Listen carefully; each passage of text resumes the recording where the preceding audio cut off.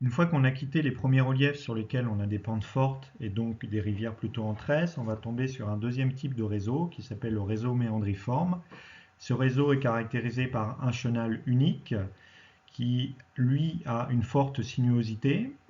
Il a une pente et une largeur qui est faible pour une profondeur qui est forte. C'est un chenal qui est relativement stable, qui a un régime d'écoulement qui est laminaire à turbulent et une capacité de transport qui est moyenne. Encore une fois, on ne va pas s'intéresser à la description sédimentologique que vous faites avec Monsieur Mallard, normalement, dans le détail. Sur ce schéma, on voit bien l'existence d'un seul chenal qui évolue dans ses propres sédiments en jaune, un seul chenal avec une sinuosité importante. Et même si au cours du temps ce chenal va migrer, c'est quand même un chenal qui a une forte stabilité, contrairement au chenal en tresse qu'on a vu précédemment. Alors des exemples de réseaux méandriformes, bah, vous en trouvez un peu partout dans le monde. Il suffit de vous amuser à naviguer sur Google Earth. En voici un exemple. Vous avez une échelle qui vous est donnée en bas à gauche là, donc 5 km. Donc on voit un chenal principal en bleu qui fait des beaux méandres avec une belle sinuosité. Et on remarque également un objet particulier au réseau méandriforme, c'est ce qu'on appelle les méandres abandonnés. Donc les méandres abandonnés, comment ça se forme? Mais à tout bêtement, c'est au fur et à mesure de l'évolution de la migration du chenal au cours du temps, et bien à un certain moment donné, le chenal va recouper son propre méandre et trouver un chemin plus rapide, plus direct, et abandonner le méandre qu'il avait fait précédemment. Donc ça, on peut en trouver un certain nombre. Là, sur cette image, vous en voyez trois.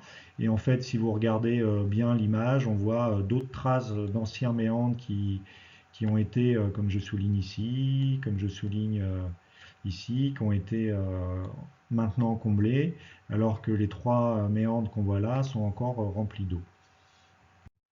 Un bel exemple dans nos régions de méandres abandonnés, c'est le cirque de Navacelles, qui est associé à la rivière la Vise-sur-Hérault, qui incise un beau plateau calcaire, comme vous pouvez le voir sur cette image Google Earth. Et le cirque de Navacelles, ce n'est pas un cirque glaciaire, c'est un méandre abandonné. Une petite capture d'écran Google Earth où on voit ce cirque de Navacelles. Donc vous avez le cours d'eau de la Visse qui est en contrebas ici, et puis un très beau méandre abandonné qu'on trouve à cet endroit-là, et qui fait cette géométrie en forme de cirque, mais qui n'a rien à voir avec un cirque glaciaire. Ensuite, on continue notre évolution dans le système fluviatile vers des systèmes qui sont encore plus en aval. On a une pente qui est encore diminuée. On va retrouver des caractéristiques du réseau droit qui sont un chenal unique, une faible sinuosité, ce qui est lié au nom qu'on lui donne, droit, une pente et une largeur faible et une profondeur forte. C'est un type de réseau qui est très pérenne dans le temps, faiblement instable, qui a plutôt un régime d'écoulement laminaire et qui a une capacité de transport qui est relativement faible. Alors des exemples, bien, vous en connaissez probablement un certain nombre. Le Nil en est un bel exemple. Vous voyez, un seul chenal principal, euh, avec à certains endroits certes des îles et donc des subdivisions en un ou deux chenaux, mais globalement, on a un grand chenal qui évolue très peu au cours du temps, qui migre très peu, qui évolue dans les propres sédiments, qui sont les lieux de culture importantes autour du Nil, qu'on peut voir ici en vert.